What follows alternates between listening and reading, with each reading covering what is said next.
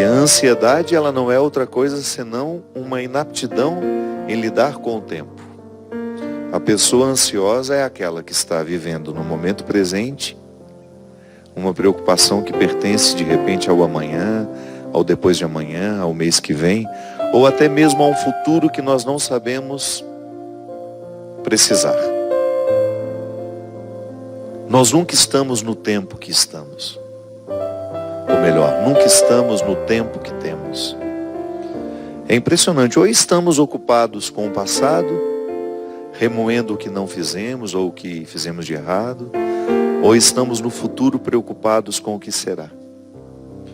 E o momento presente, que é a única matéria possível de ser experimentada, o único tempo que de fato nos pertence, porque o passado, ele fica registrado em nós como memória, mas você não tem mais como interferir no passado.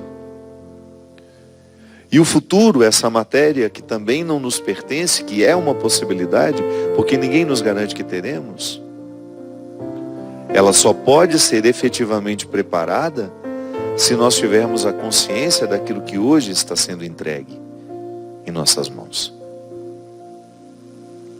No Eclesiástico, há um trecho lindo que fala que debaixo do céu há um tempo para cada coisa. Tempo de plantar, tempo de colher, tempo de chorar, tempo de se alegrar. E nós já sabemos isso, já virou até um clichê para nós. Mas por que esse saber não é o suficiente para mudar a nossa conduta? Sim, aí você chega à conclusão de que saber algumas coisas não basta. É preciso que o conhecimento, que aquilo que se sabe, de fato entre nas veias, corra como um sangue dentro de nós, irrigue a nossa mente, a nossa mentalidade, o nosso jeito de pensar, de sentir, e se transforme em atitude. A nossa relação com o tempo, ela nos adoece. Padre, como é que nós podemos solucionar isso? Também estou aprendendo. Uma coisa que tem dado muito certo para mim, que está me ajudando muito a viver nos últimos tempos, é justamente no momento em que eu percebo que a pressa do outro está prejudicando a minha vida, eu barro, eu seguro. Em quantos problemas você se envolveu, perdeu a sua paz, perdeu a sua concentração, desarmonizou você, acidificou o organismo, como eu gosto de dizer, aquela descarga de coisas ruins dentro de você, para uma situação que, se você estivesse um pouquinho escondido, tudo teria se resolvido sem até mesmo que você tivesse conhecimento daquilo. Sim, a facilidade com que a gente manda uma mensagem para o outro, e às vezes até a crueldade do horário que nós escolhemos mandar. É cruel, às vezes você tem um assunto, você pode perfeitamente esperar amanhecer o dia, e você vai e escreve aquele assunto que você sabe que tirará o sono, ou aquela crítica, aquela palavra amargurada, doída, e você manda. Quantas vezes a gente se desrespeita assim? Quantas vezes eu fiz isso com pessoas que eu amo? Ao invés de esperar amanhecer o dia, o dedo coça, você não domina a ira, quer saber? Eu vou mandar agora. Tudo porque temos pressa. Tudo porque não sabemos lidar com o momento presente. Tudo porque nós estamos cheios de falsas urgências que estão nos adoecendo muito, muito. Eu tenho falado muito sobre isso. Fica cada vez mais difícil ter vida interior nos dias de hoje. Porque a vida interior é um voltar-se para dentro. É um olhar que vai no oposto do que nós costumamos fazer. Nós estamos sempre voltados para fora, preocupados com o que estão dizendo, ainda mais agora nesse tempo de política, que cada dia é uma coisa que nos desagrada, cada dia é uma notícia que nos deixa ainda mais desanimados.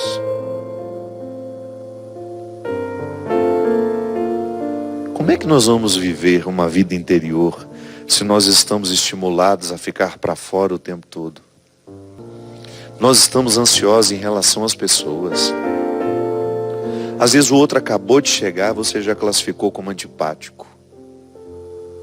Nem conviveu. Aquele saber apressado, sabe? Que é tão desgastante isso. Nos priva tanto.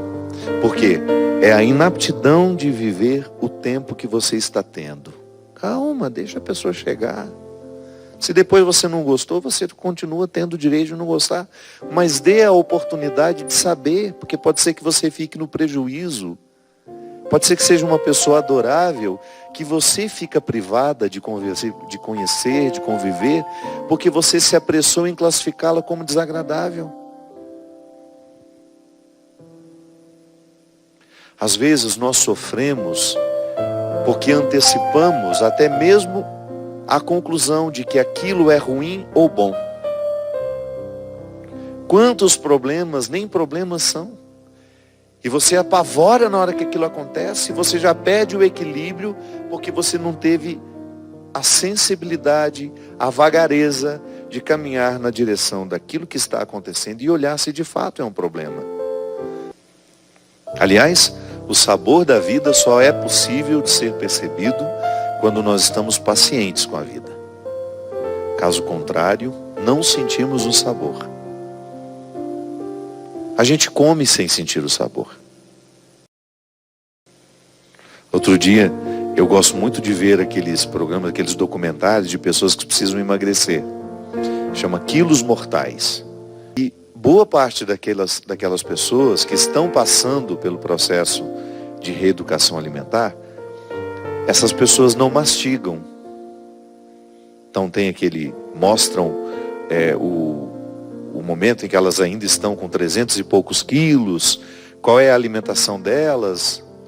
E aí, todas já acamadas, sem condições de ficar em pé, aqueles pratos de comida, de frango frito, frango a passarinho, e batata, e mais não sei o que.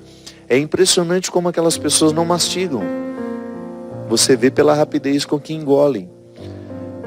Isso já é um sintoma de ansiedade, né? Por que a ansiedade nos engorda? Porque a gente come muito mais do que precisa. Há algumas pessoas que, sem o controle disso, acabam descontando no alimento, descarregam no alimento toda a sua ansiedade. Presta atenção quantas vezes você mastiga um alimento que você põe na boca. E você vai ter condições de saber se você está ansiosa ou não. Estamos tão negligentes em relação ao nosso sono, ao nosso descanso. Há pessoas que não se permitem descansar. Aquele celular na mão dia e noite, e vai para a cama, o celular vai junto, e dá 2 horas da manhã, sabe que vai ter que levantar cedo no outro dia, e não consegue desligar aquele infeliz. Por quê? É uma ansiedade terrível. É o ritual. A pessoa vai no Instagram, depois ela vai para o Facebook, depois ela vai para o Twitter, depois ela dá uma olhada nos e-mails. Levou meia hora para fazer isso tudo. Depois, em vez dela parar, desligar, ela recomeça. Foi para o Instagram de novo, foi para o Facebook. Lá, como no Facebook tem muita confusão, ela deve ter ficado lá pelo menos uns 20 minutos, vendo as brigas que acontecem. Depois ela vai para o Twitter de novo, dá mais uma olhadinha no e-mail para ver se não chegou nada. E assim, minha gente, compulsivamente, ela vai visitando todas as redes sociais que ela tem. E ainda dá tempo de frequentar os 47 grupos e mandar coraçãozinho, mãozinhas e paisagens, e bom dia, e boa noite, boa madrugada. E estamos ficando todos doentes por causa do excesso, por causa das imensas necessidades que nós criamos, que embora sejam cruéis e absolutamente desfavoráveis a nós continuamos mantendo dentro da nossa agenda. Nós vamos para um rápido intervalo. Você dá uma olhadinha rápida nas suas redes sociais, que a gente volta já já.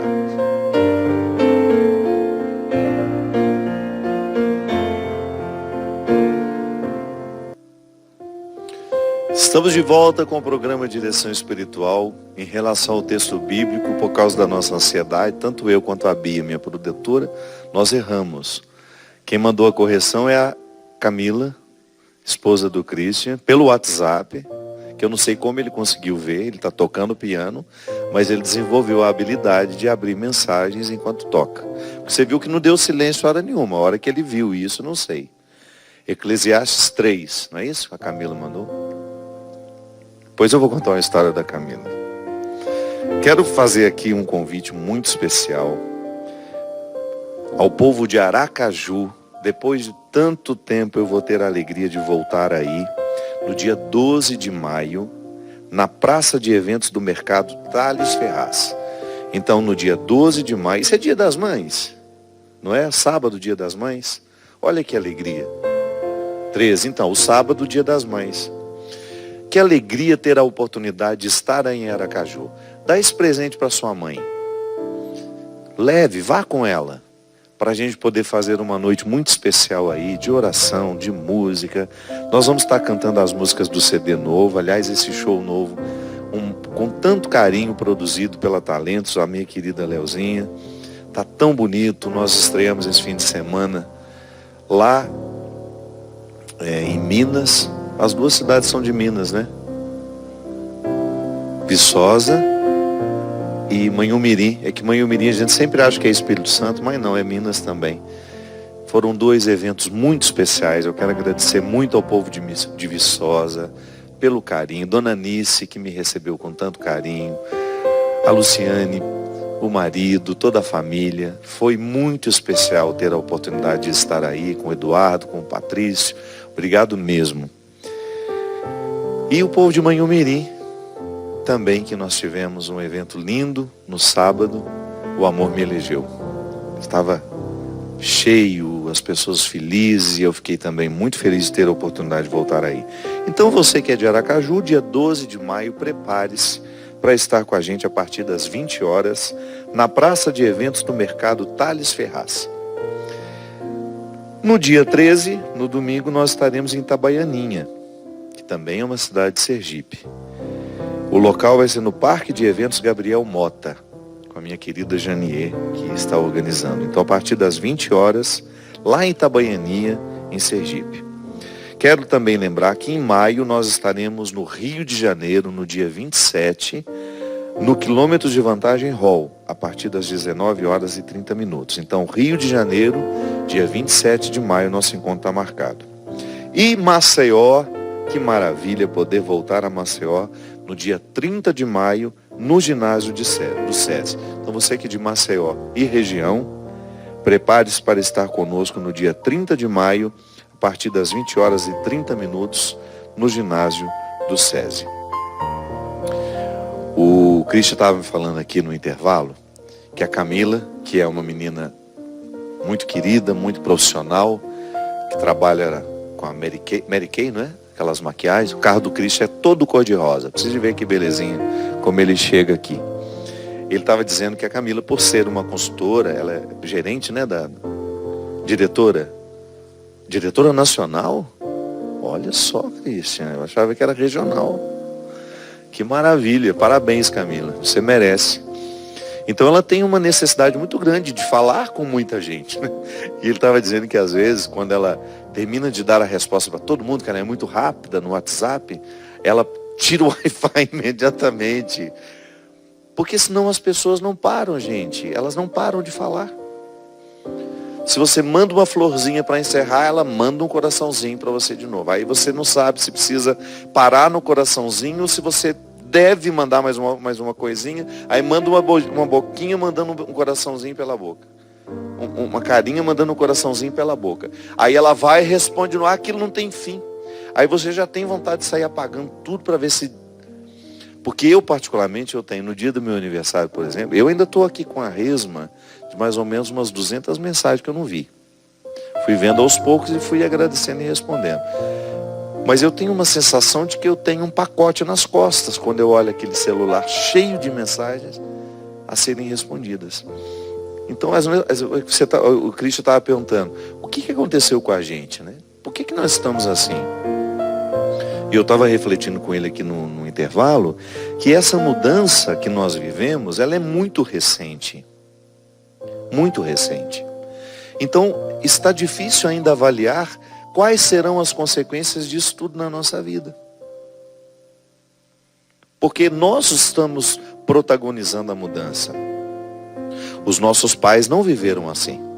Nós que estamos na fase dos 40, 30 e poucos, até mesmo 20 e poucos, os nossos pais não viveram com aparelhos grudados nas mãos dia e noite. Estou vendo aqui, por exemplo, o povo do Twitter. A Dirlene está dizendo assim: dependendo do que eu vou fazer, fico o dia todo sem ligar o celular, porque atrapalha mesmo. Olha só, atitude heróica. Consigo administrar cada vez mais. Só uso se não tenho nada urgente para fazer. E primeiro é o Twitter, viu, padre? É que a Dirlene também eu conheço bem. Essa criatura é muito mais evoluída do que todos nós. Tem uma sensibilidade, uma alma bonita. Eu tive a felicidade de conhecê-la melhor numa peregrinação que ela fez comigo para a Terra Santa. E eu pude ver o tanto que essa menina já tem uma visão de mundo, uma alma muito mais evoluída do que a minha. Por isso que você consegue desligar, minha filha. Mas eu estava vendo aqui um monte de gente que o programa nem tinha começado direito, já estava dizendo: programa maravilhoso, é para mim. A ansiedade é tão grande que não espera nem as coisas acontecerem para dar palpite. A Maristela Oliveira dizendo: vou advertir, levante de madrugada, mas nem chegue perto do seu celular, faz perder o sono. É isso mesmo. Perde mesmo. Mas nós estamos protagonizando esse tipo de comportamento. Volto a dizer, os nossos pais não viveram assim. E eu me lembro que quando eu dei uma entrevista aqui para a TV Vanguarda, que é a Globo aqui do Vale do Paraíba, a Patrícia Falcosi, que é uma menina que trabalha lá no Jornal Hoje, ela era até uma das principais, que trabalhava diretamente com o Evaristo Costa, quando ele ainda apresentava o Jornal Hoje. A Patrícia que coordenou o trabalho, essa pesquisa das pessoas que estavam atuantes nas redes sociais. Então eram quadros assim, cada dia era um. E eu fui um dos dias do Jornal Hoje, eles falando sobre o meu trabalho como padre e como alguém que tem muitos seguidores na internet. Hoje eu tenho 18 milhões de seguidores nas redes sociais, ajuntando todas elas. É muita gente, né?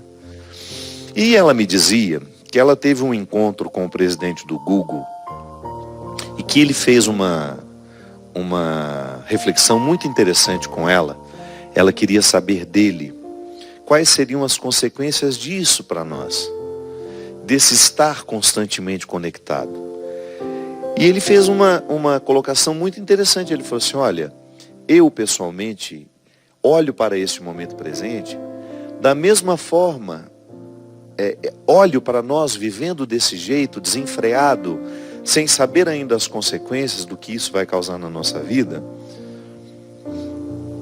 Eu relembro do episódio de quando o bacon foi descoberto nos Estados Unidos. De como o bacon foi incorporado na dieta americana, naquela época. E eu me lembro, e para mim foi fácil identificar isso, porque eu me lembro a primeira vez que eu senti o sabor do bacon. Você lembra, Christian? Que embora eu tenha sido criado com carne de porco, aquela carne que ficava na lata, eu sempre, em casa, a nossa comida era feita na banha, mas a primeira vez que eu senti o sabor do bacon foi uma coisa fora do normal. Foi num sanduíche daqueles podrões, né, que são naqueles trailers de sanduíche. Eu tive uma sensação de que eu tinha descoberto a 8ª maravilha do universo. Imagina o que foi isso quando o bacon foi criado e comercializado e as pessoas não sabiam das consequências, porque hoje a gente sabe que o grande problema da gordura saturada é quando ela é misturada no carboidrato, né? Diz que a gordura só ela mesma não faz mal. Mas na hora que nós misturamos as gorduras com os carboidratos, então isso fica uma bomba para nós. Então ele disse que o uso desenfreado do bacon, que foi colocado em tudo, provocou uma geração de pessoas doentes logo depois. E que ele acreditava que esse uso também, sem critérios, de aparelhos que ficam nas nossas mãos, com radiação, de pessoas que dormem com os aparelhos, esse aparelho muito próximo de nós o tempo todo, no bolso. Às vezes a pessoa anda o dia inteiro com o celular no bolso. É claro que isso vai ter consequências. É claro que isso, daqui a um tempo, nós vamos olhar e pensar. Pensar não. E vamos concluir. Muitas doenças, muitas neuroses. Inclusive ele falava com a Patrícia sobre a própria ansiedade. Nós estamos dizendo aqui, a ansiedade é uma delas. Mas e as inúmeras doenças psíquicas que estão surgindo? Que são de nossa época. Eu mesmo. O que é a síndrome do pânico? Uma incapacidade de lidar com a vida. Agora você acha que isso é da noite para o dia? Não. Isso são coisas que não vão sendo resolvidas, um modo de viver que não está sendo saudável, que vai acumulando e de repente transborda. Inclusive eu quero agradecer muito. Eu acabei de saber, aqui antes de começar, a Bia me disse, que por causa do programa do SBT que foi ao ar anteontem não, foi segunda, né? Eu não assisti, eu não sabia que ia ao ar naquele dia. O programa Conexão Repórter, do repórter Cabrini, fez uma entrevista comigo e eu tive a oportunidade de falar longamente sobre o problema que me acometeu no ano passado, que foi a síndrome do pânico. E a Bia disse que nós recebemos hoje, ou melhor, desde que o programa foi exibido na segunda-feira, inúmeros depoimentos de pastores evangélicos pelo Brasil afora, agradecendo pela coragem de a gente ter falado do assunto, porque são problemas que eles enfrentam, eles estão enfrentando. E eu me lembro que quando dei uma entrevista muito rápida também para o Fantástico, eu recebi de muitos padres através do meu e-mail: Padre Fábio, eu também enfrento a síndrome do pânico, eu também estou enfrentando a depressão. Então depressão, síndrome do pânico, bipolaridade, são doenças muito comuns nos nossos dias. E é impressionante como, claro, pode haver sim causas químicas para essas doenças. Mas nós também não podemos retirar a grande carga de que o modo de viver coloca. A abertura que um modo de viver pode colocar para que essas doenças nos aflijam. Eu não tenho dúvida de que foi o meu modo de viver. Claro, alguns acontecimentos que eu não pude controlar, que desencadeou em mim tudo o que eu vivi. Uma grande dificuldade, um grande sofrimento. E eu ainda falava com a Bia que o grande problema dos padres e pastores é que nós estamos culturalmente construídos como homens que não têm problemas. Em algum momento alguém criou isso. Essa mentalidade de que para nós estarmos nos púlpitos fazendo o sermão de domingo, nós precisamos ser homens que não têm problemas, que não enfrentam conflitos. E não são só padres, não.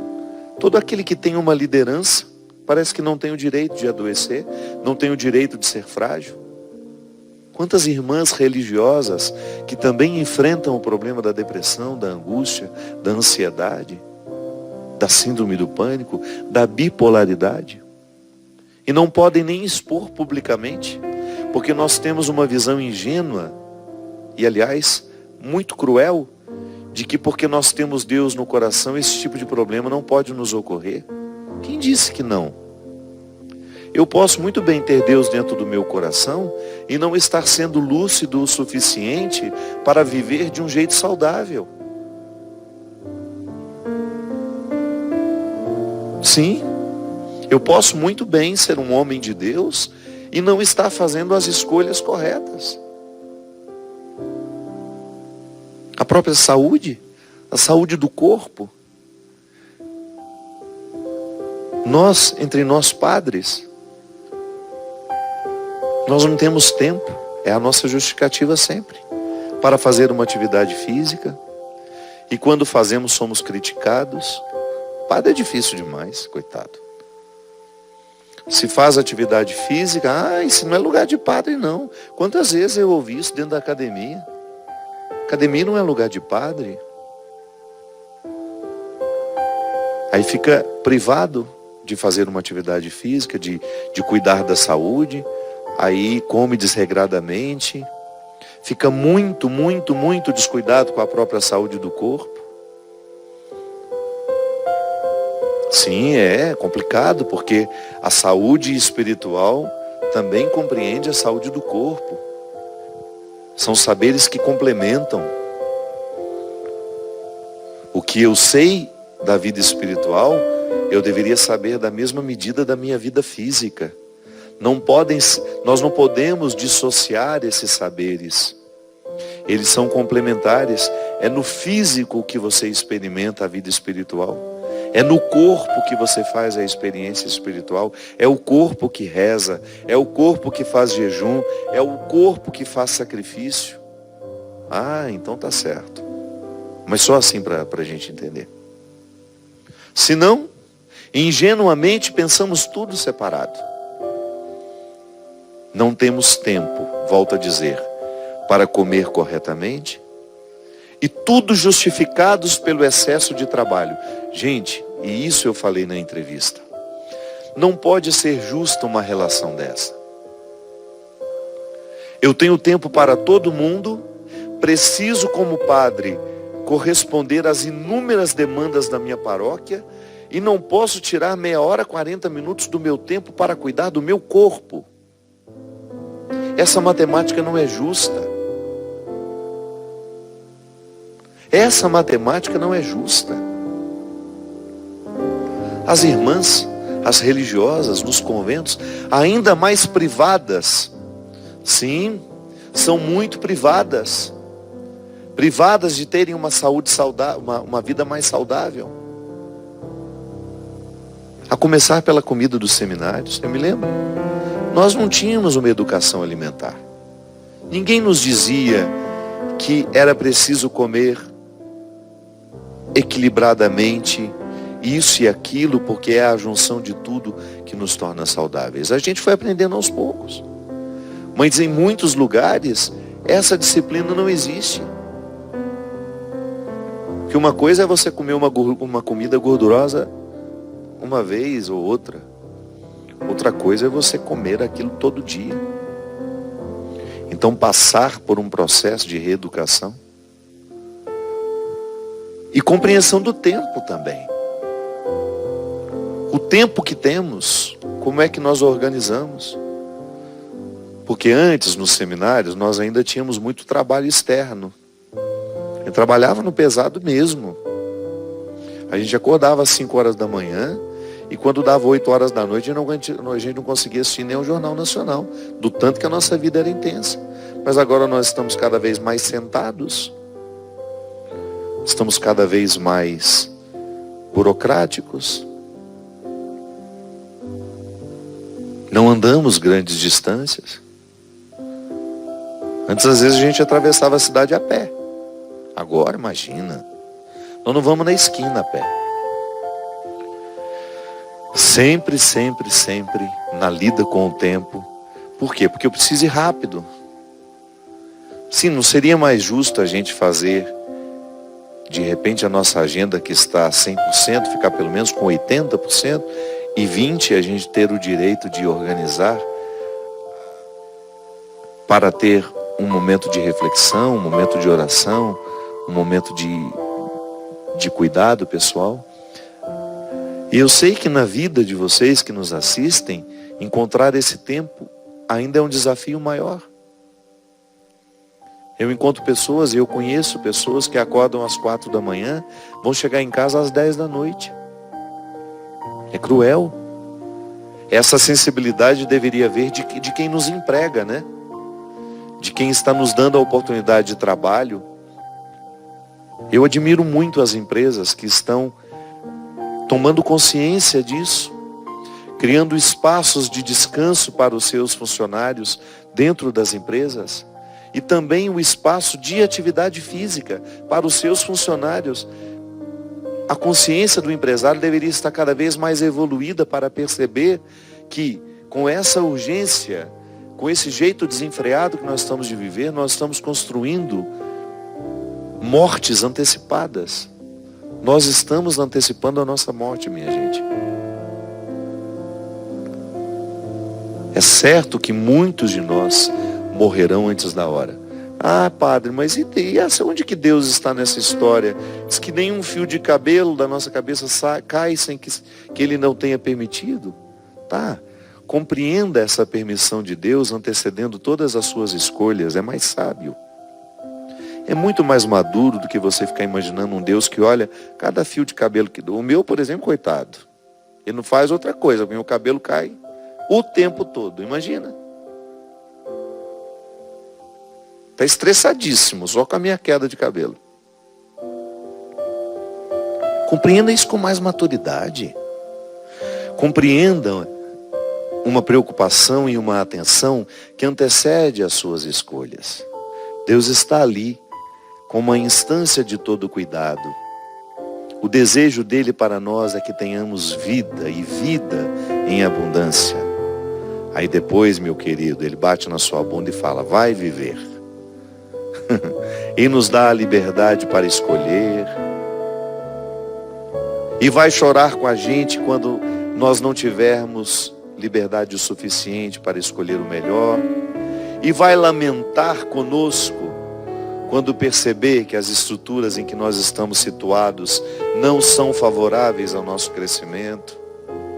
E vai tentar interferir de todas as formas, através de pessoas que Ele nos manda para nos esclarecer, para nos dizer, através da nossa consciência, que é o lugar onde Ele fala profundamente conosco, muda de vida a criatura. Olha para você, olha para a vida que você está vivendo, não está sendo saudável. Tenha um pouco mais de amor próprio. Isso é Deus dizendo o tempo todo no nosso ouvido. E às vezes através de uma informação que nos chega. Nós temos as redes sociais. Eu particularmente gosto de seguir pessoas que falam de saúde. Por quê? Porque são oportunidades que eu tenho de ouvir o que Deus tem a me dizer em relação ao cuidado que eu preciso ter com a minha vida. Você acha que eu não erro o tempo todo justamente não ter a percepção do que precisa ser feito? Erro. Mas há algo a ser feito. Eu quero estar esclarecido. Eu quero compreender esse cuidado de Deus que me antecede em tudo e depois a minha correspondência a esse cuidado com as escolhas que eu vou fazendo. Nunca é tarde para a gente mudar uma conduta. Nunca é tarde para olhar para aquilo que está doentio em nós. Nunca é tarde para a gente mexer as peças do jogo. Não é justo, volto a dizer, o que nós fazemos com a gente e com os outros, com esse excesso de demandas e de pressas. Aquiete-se um pouco. Quando tiver a oportunidade de estar diante de um pôr do sol, não tenha aquela ansiedade em fotografar. Esqueça o seu celular. Contemple. Descanse o seu pensamento de tantas informações. O mundo vai continuar do mesmo jeito se você souber ou não o que está acontecendo. Interfira naquilo que de fato você pode interferir, que é no seu comportamento, no seu jeito de ser. Derrame o Deus Todo-Poderoso sobre nós, sobre o nosso coração. A bênção que encoraja, que transforma, que modifica. Ele que é Pai, Filho e Espírito Santo. Amém. Só lembrando que o CD O Amor Me Elegeu pode ser adquirido aqui, através do telefone 12, operadora 12, 3186, 2600. Presenteie alguém que você ama Ajude a Canção Nova a pagar as despesas. O CD está sendo, neste momento, apareceu? Está sendo um grande instrumento aqui para a gente poder fazer essa obra continuar acontecendo. Presenteie-se, presenteie alguém que você ama com os produtos da Canção Nova, que são produtos que evangelizam e que de alguma forma procuram a jogar-nos para dentro de nós. É muito necessário nos dias de hoje a gente ter músicas, livros, programas que nos joguem para dentro de nós. Porque situações que nos jogam para fora, nós estamos cheios. Até a semana que vem, se Deus quiser. Obrigado pelo seu carinho, pela sua audiência.